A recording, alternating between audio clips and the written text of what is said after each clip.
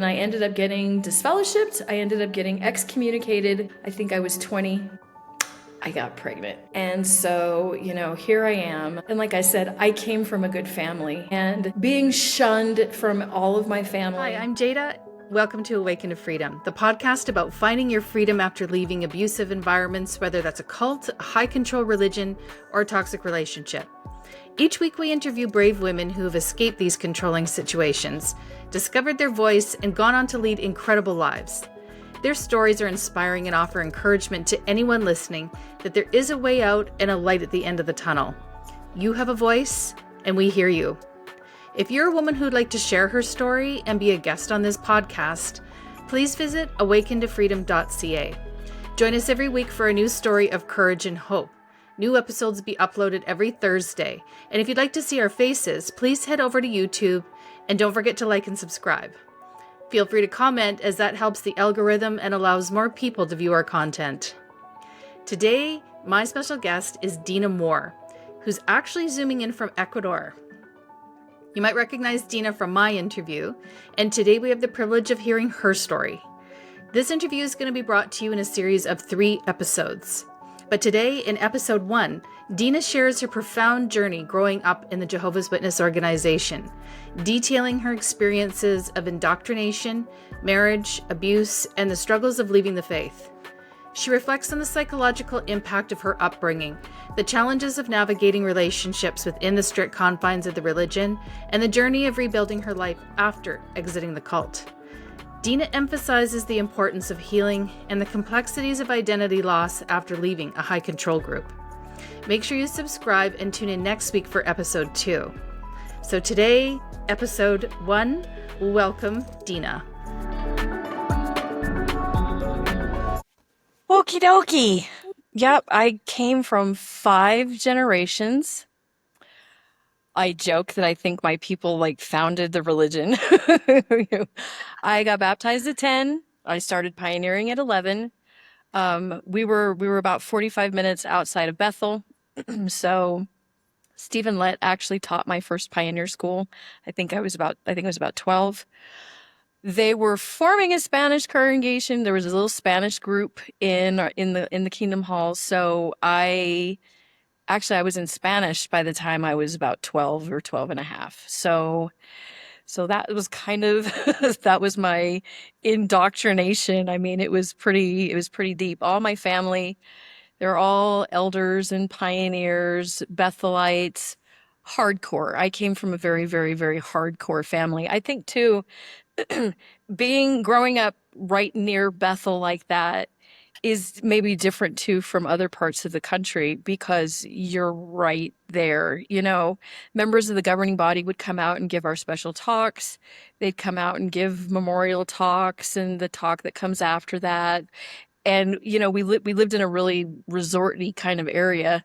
So they would even come out just for the weekend, just to get out of the city. And, so I had a lot of exposure to that, which maybe isn't necessarily something that you see growing up in other parts of the country. We lived so close that they didn't even ship our literature to us because we lived so close. So we drove into Bethel once a month to pick up the monthly box of literature for the congregation. And so, of course, you're pioneering, you got to count your time. So we would always take a Bible study once a month. We take a Bible study into Bethel and take the tour of Bethel. I mean, I'd seen the tour so many times, I could probably have given the tour myself easily. So that kind of hardcore indoctrination leaves you very stuck in a box, with stuck in a box, I guess is probably the best way to put that. So we fast forward a little bit, and of course, as a woman, as a sister, you can't do anything unless you have a husband with the right pedigree, with the right resume. So, and dating in the religion isn't dating. It's, you're not allowed to be alone. If you come from that background, you know exactly what dating in the religion is like. And so what ended up happening is there was a brother that was about 10 years older than me. I was 17. And he worked construction with my dad. So they kind of got together and he says, "Hey, I really like her." And my dad says, "Okay, I approve." And so I was working, I worked with my dad, part-time. And this brother 10 years older than me shows up and says, "Oh, you know what? I've talked to your dad. This has his approval. I want to date with marriage in mind." And I think it was about 5 months later we were married, right as soon as I was 18.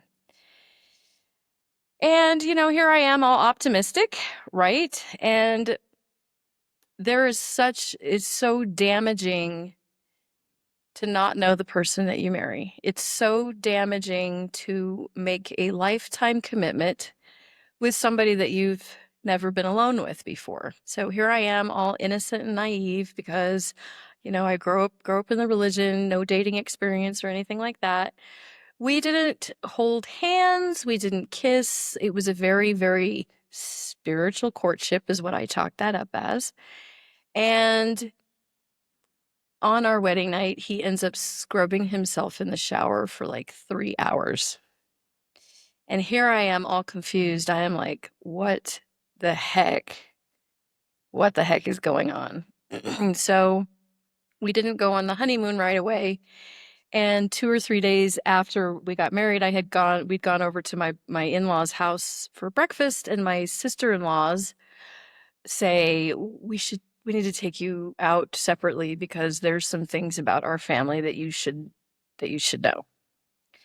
And so after I'm married in a lifetime commitment, they proceed to tell me about all of this abuse that had gone on in the family, that there was a brother that they had another brother that had multiple personality disorder because of all of the amount of abuse. I mean, it was just mind-boggling to come from this kind of like state of innocence to be exposed to all of this.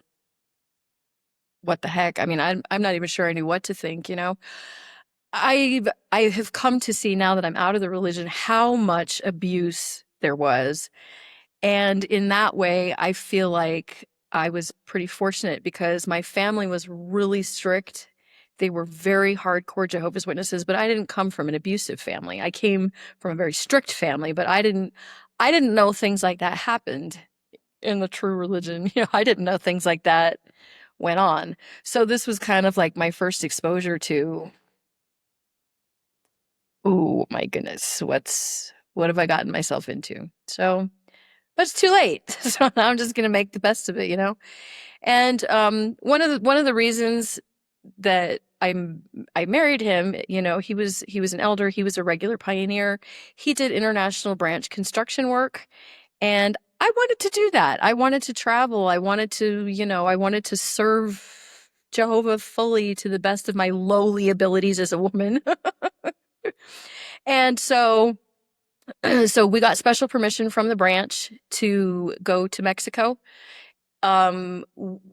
Typically the rules are, I think you have to be 21 and you have to be married for at least 2 years. But because he had a great reputation and I had a great reputation, they gave us special permission. So I was 18 and we'd only been married, I think, 3 or 4 months when we went to Mexico. So we were in Mexico for 6 months at the branch there. We did construction work there. And, there was a marriage, but there wasn't a marriage. I mean, he would take off on the weekends and go camping with the guys and leave me by myself. And, it's just like this massive state of, I'm doing everything right. What's wrong? Where's the out here? And on top of that too, he was ridiculously, ridiculously, psychologically abusive. He liked to make me cry. He liked to dig and hurt and say hurtful things. And it was, especially being as young as I was, it was very, very, very, very, very difficult. So we were in Mexico for 6 months. And when we went back, we had to stay with our in-laws because we didn't have an apartment. We were kind of like in the interim and everything. And, living with my father-in-law, who had committed all of this abuse to all of his children, not just his sons, but to all of his children. And it wasn't just but the father-in-law either. It was the great-grandfather too. So we're talking like generational abuse here. And so finally I just thought, you know what, I have to go talk to the brothers. I don't know if they know this, but in my Bible trained conscience, and I was raised by an elder, and so that's what you do is you go and you talk to the elders and you tell the elders. So I go and I go to the brothers and I say, there's some things I don't know if you know, but I need to tell you what's going on in this family. And immediately the response I get is, he donated the land for the Kingdom Hall.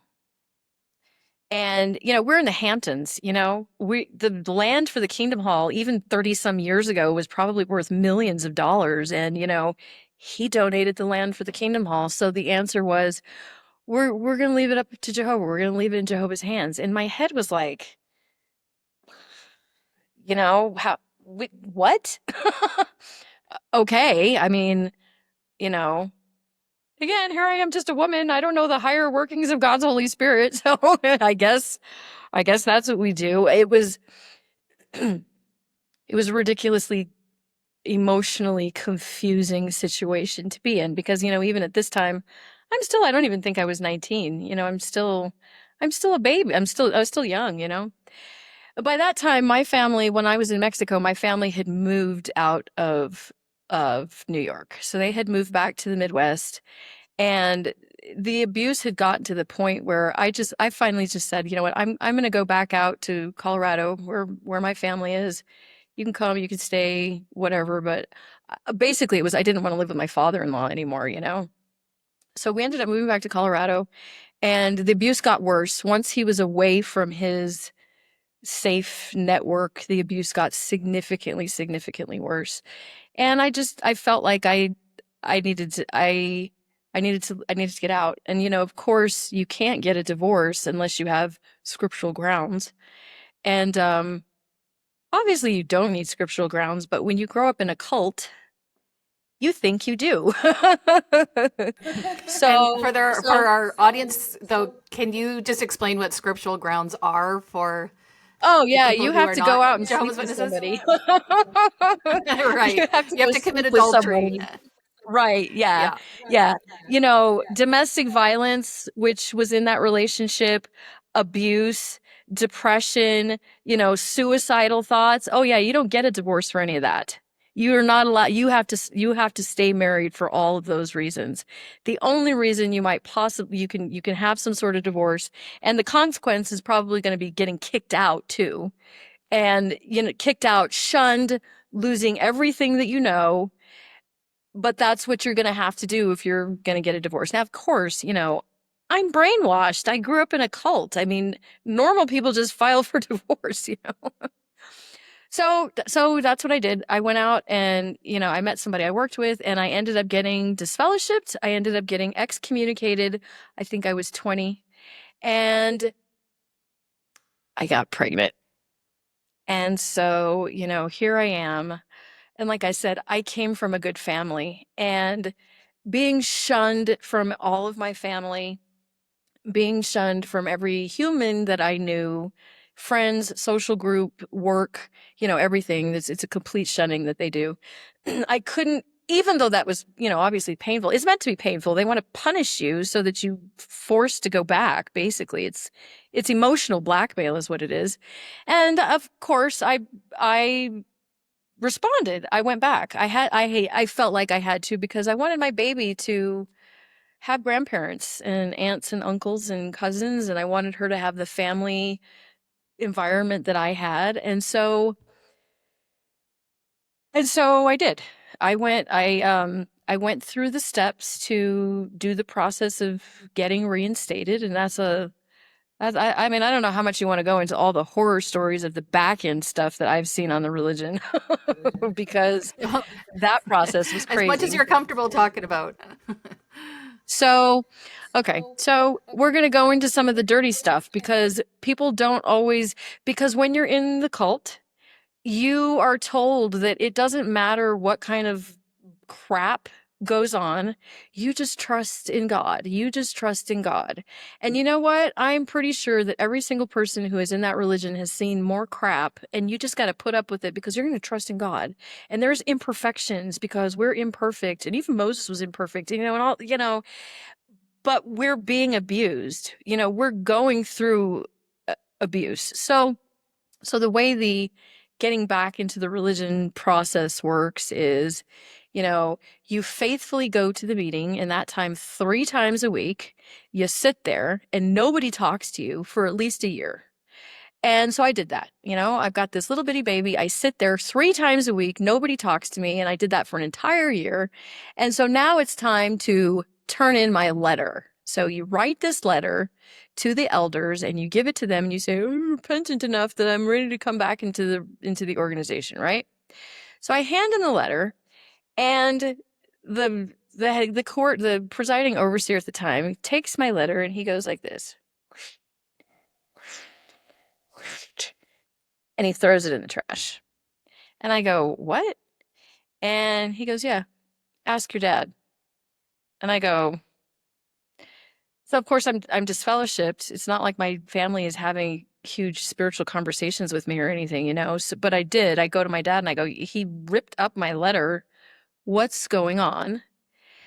And in a nutshell, what was going on was political game behind the scenes. My dad was an elder and 2 of my uncles were elders. And they felt like this guy didn't qualify to be an elder, and they were trying to push him to step down, and he didn't want to.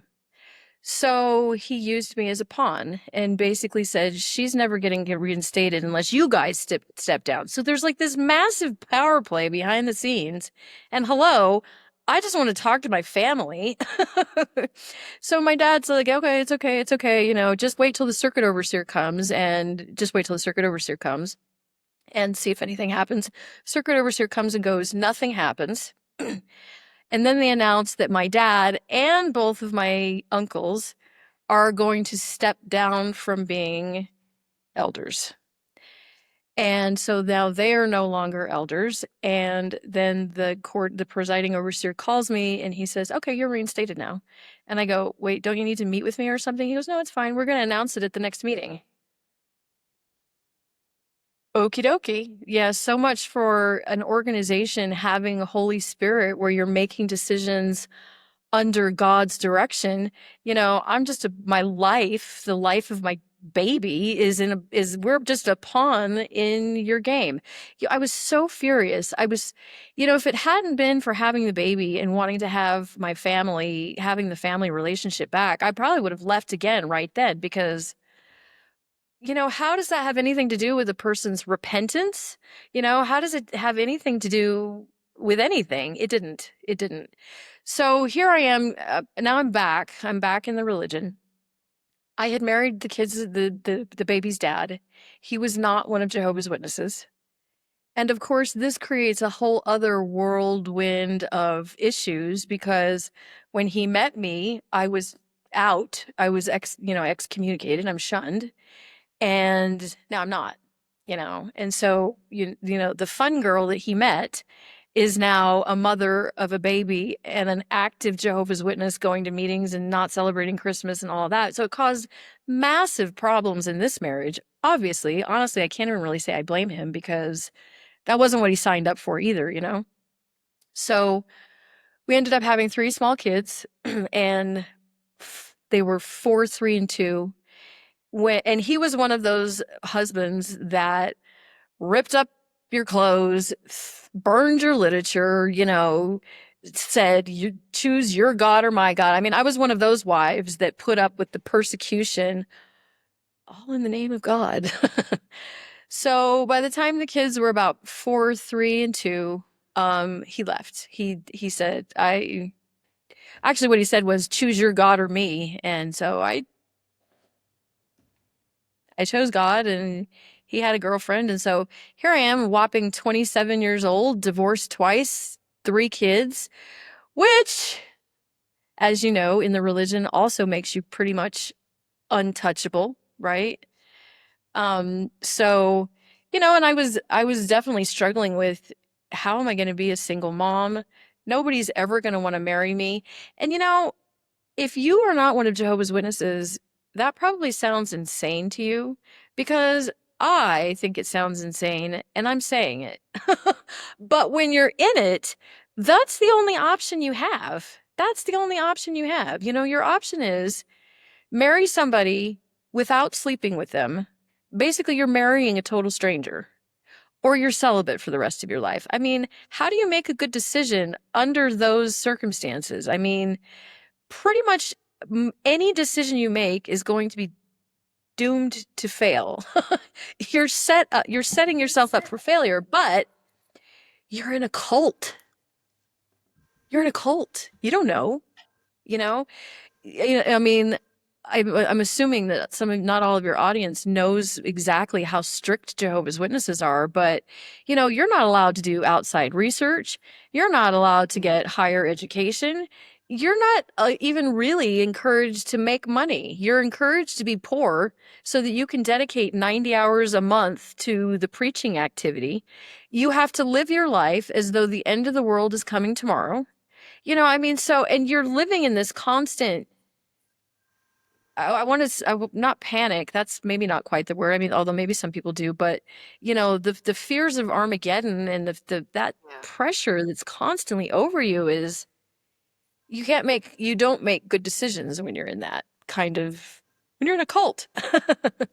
So in the congregation that I was in, there was a retired circuit overseer, which somebody of position and authority in the congregation. And guess what? He has a son, and his son is looking for a wife. So I get married the third time. And so this elder, was 20 years older than me. I'm 28, and he was 48 or 49. But, he was willing to take on 3 kids. And being in the religion, I kind of felt like, kind of untouchable. So this is my option. Let me take it. So here I am. Now I'm married the third time. He was also an alcoholic from day one. He was an alcoholic from day one. In retrospect, you should never ever marry somebody that you haven't lived with before or slept with before because 100%. you're going to make poor decisions. You're going to make poor decisions. Both the first husband and the third husband, well, actually the second husband too. If it hadn't been for the religion, we probably would not have gotten married because we weren't compatible. We got married because I was pregnant, and then the third one, you're in the religion. So, okay, so here I am. That's why I got married 3 times. It's not because I'm insane. So, so the only good thing that came out of this marriage was he was a life coach. Professionally, he was a life coach, and he's the one that introduced me to the neuro-linguistic programming, which was the first time really in my life I'd ever had any sort of education thing that just lit my brain up. And so when I started learning about psychology and how the mind works and the power of your emotions and the power of your thoughts, and when I learned that, it was like, oh, and my head just lit up. And so that's when I got certified for the neuro-linguistic programming, and it eventually ended up saving my life. So at that time, with this tool, coincidentally, I was living in Utah, and I was living in Ogden, and all of my clients were Mormon. Every single one of my clients were Mormon. It's the center. It's their headquarters. I lived in our headquarters in New York, and now I'm in their headquarters. And these people would come to me and they'd be like, well, you probably don't understand this, but we just left our religion and now we're being excommunicated and we're trying to fit in with the world. And guess what?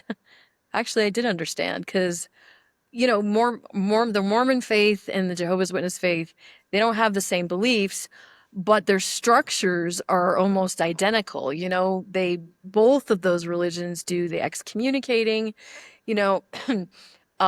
in Ogden, a lot of times if somebody would leave their faith, they would lose their job. I mean, they had severe community shunning, not just their immediate family and religiously, but their whole society. They had some really intense shunning too. Well, and then there's other things too. So when you leave a religion, there's doctrinal rewiring that you have to do in your brain. There's religious rewiring that you have to do in your brain. And that comes with deconstructing that this is not the true faith. It's not the true religion. That kind of blows up your brain. And so then when you leave, you have like this subset of lifestyle beliefs that are not necessarily the doctrinal beliefs because you blew up the doctrinal beliefs, but now you have all these lifestyle beliefs that are still affecting you, like how you dress, how you view education, how you view the world, how you view your future, how you act on a daily basis. All of those behaviors are highly impacted when you come from a cult. So when I was helping those clients, I wasn't really doing the religious restructuring because they already did that. I was helping them rebuild their life now that they had chosen to leave their faith with zero idea that I would need that for myself. I mean, Okay, so I when you were doing this, sorry to interrupt there, did it ever make you think, geez, sounds like these people are actually in a cult? Because I mean, you're still a practicing Jehovah's Witness at this time. And did it ever like give you a moment of thinking, oh my God, we're the same? No? not as brainwashed. I hear you because I was exactly the I was same. brainwashed, you know, it was in some ways funny because in some ways it felt like a little bit of a conflict of interest because I would be like, oh Right? yeah, they're leaving their religion. Maybe I could study with them. But, that's unprofessional. So I kept the separation. I mean, I never tried to preach to them in the workroom or anything like that. But no, I mean, to me, it was just like, oh yeah, yeah, you're false. You're Babylon the Great. You have a false religion. So Right? my brain did not correlate that at all. That's what brainwashing does to you. It Yeah, for sure. ruins your ability to think. When you are in a cult, there is no such thing as critical thinking. There is no such thing as, I mean, everything is confirmation bias. Everything is presented to you as a fact, and you lack faith if you don't believe it. Anytime you have a question, it's you're a sinner, your heart is treacherous, you need to study more, you need to pray. I mean, you can't think. That's just it. That's just it in a nutshell. For somebody to leave, it takes so much courage and it takes so much strength because you're going to lose a lot.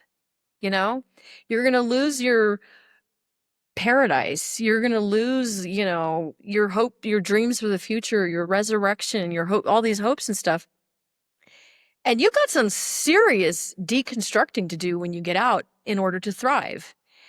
And you have to do that. You have to, because you know what? You just bought your freedom with the cost of everything that you knew. So your freedom came at a really high cost. You need to be on a rocket ship to healing so that you can take advantage of it. Because over the last 20 years, I have seen so many people from both faiths leave. And, 6, 7, 8 years later, they're in this stuck zone of anger and resentment, and they don't know how to move forward. And you know what? Maybe it is difficult to move forward. Our our brain just got fried. When you when you blow up your religious beliefs are related to it's not just religion, especially with these religions. It's not like we just went to church once a month or whatever. And I mean, it affected your day-to-day life. So when you lose your religion, you lose your identity. you know, you're not a missionary. You're not an elder's wife. You're not a publisher. You lose your identity. Even your family relationships, maybe you're still biologically somebody's daughter, but they don't treat you like a daughter because you're excommunicated, you're shunned. So your sense of self of, I'm a daughter, but am I? I don't get treated like a daughter, or if you lose your children, I'm a mother, but my children don't talk to me. I mean, it blows up your brain. The brain needs something to look forward to in order to thrive to. And it doesn't matter if it's realistic or not. If you can ask a little kid, hey, what do you want to be when you grow up? And they're like, I want to be an astronaut. Yes, that's because the brain needs to look forward to something. So in some senses, these religions do provide a psychological benefit because there's something beyond the now. You're looking forward to paradise. You're looking forward to God's blessings in the future. And when you lose your religion, you lose your future. So a lot of people, probably more so in the JW, the Jehovah's Witness religion, because they're so down on education, you don't know how to replace those dreams. What am I going to do now? What do I believe now? And it creates brain fog. It creates depression. In some people, the loss of identity, the loss of community, the loss of your belief systems is such an intense loss that they're even suicidal. I mean, the statistics of people that commit suicide when they leave the Jehovah's Witness religion, I don't know. I don't even know if there's official statistics for either religion, but it's because it's mentally and emotionally devastating. It's mental and emotional abuse is what it is. Maybe it's kind of poo-pooed by people who have never grown up in a cult, but the truth is this is extremely, extremely traumatizing. Then you have to deal with the anger at the loss of years. I spent 38 years, how could I have been lied to? So now you've got trust issues, you've got betrayal issues. I mean, who do you trust? How do you create friendships outside? Anyway, I think I kind of went on a healing tangent there, but but anyway, that's what I was doing with the Mormon population, the ex-Mormons that were my clients, is those were the things that we were restructuring. And at the time, I didn't have any idea that I would ever leave. I didn't have any doubts. My whole family was part of the religion. I'm raising my children in the religion.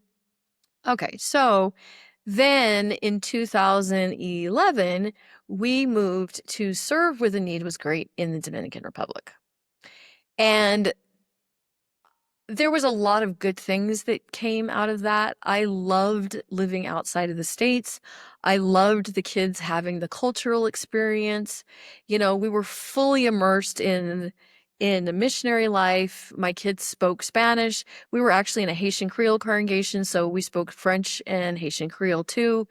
In a lot of ways, there was a ton of good things that came from that, but the marriage was disintegrating really rapidly because he was an alcoholic and he had fallen and dislocated his shoulder, and he started taking prescription pain medications, and between the two, now domestic violence, now he's hitting me. And of course I tried to cover it because I can't get divorced 3 times. That's like I'll be ruined if I get divorced 3 times. And well, and I had a lifestyle I was trying to keep together and, trying to keep the kids consistent and everything. And eventually it just got to the point where the elders in the congregation, they were like, come on, man. There's only so many times you can say you have a black eye because you got hit by a motorcycle helmet. Obviously that's not true. So you're going to have to tell what's going on. So I did. I talked to them, and he got publicly reproved. He got deleted as an elder. So basically he lost all of his status. He lost all of his privileges. And in the Jehovah's Witnesses religion, they announce that publicly. So there's like some shame and humiliation and everything that goes on too. And so he, as a very proud human, he couldn't handle that. And so he cleared out all the bank accounts and he left me and the kids in the Dominican Republic absolutely penniless. Thanks for joining us today on Awaken to Freedom and listening to Deanna Moore's story. Be sure to join us next week for episode 2, where we find out what happens when Dena gets left behind in the Dominican Republic with her 3 children. So in the meantime, don't forget to like and subscribe, give us a thumbs up, and feel free to comment because it helps the algorithm. Thanks again for listening, and we'll see you next week.